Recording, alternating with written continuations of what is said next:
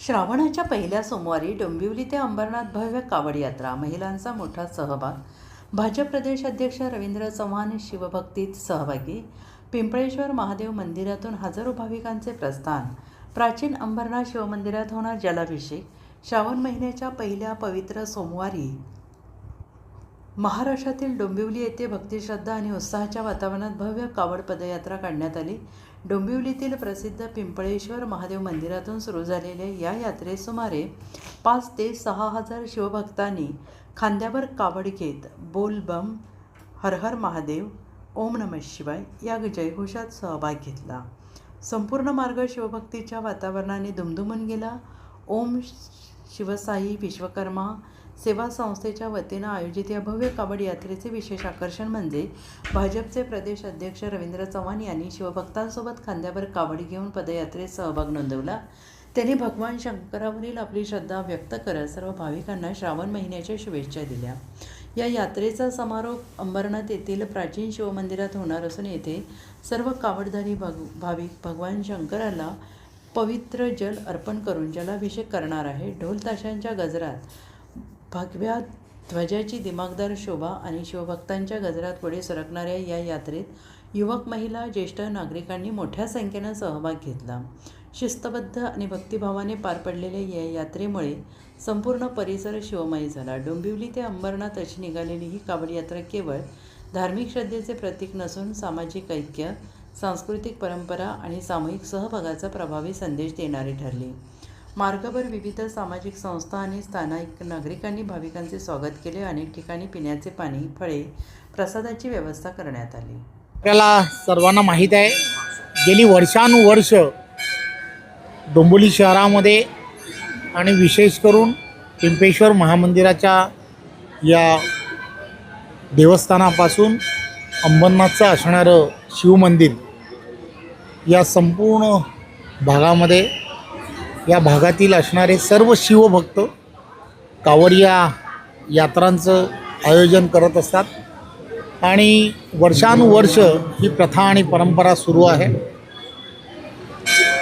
कल्याण डोंबिवलीमधील असणारे सर्व शिवभक्त हे या निमित्ताने एकत्र येत असतात आणि एक शिवभक्त म्हणून त्याला जे जल अर्पित करायचं असतं त्या जल अर्पित करण्याचं काम हे करत असतात आणि माझ्यासारखे सर्वजण की या यात्रेला वर्षानुवर्ष आम्ही येत असतो. ही यात्रा पायी अंबरनाथपर्यंत ही सर्व जण जात असतात. त्यामुळे रामजी असतील, त्यांच्याबरोबर असणारे सर्व सहकारी जे आहेत ते सहकारी अत्यंत मनोभावे ही सेवा जी आहे सेवा करत असतात. त्यामुळे त्यांना आणि त्यांच्याबरोबर असणाऱ्या सर्व शिवभक्तांना या संपूर्ण यात्रेसाठी खूप खूप शुभेच्छा.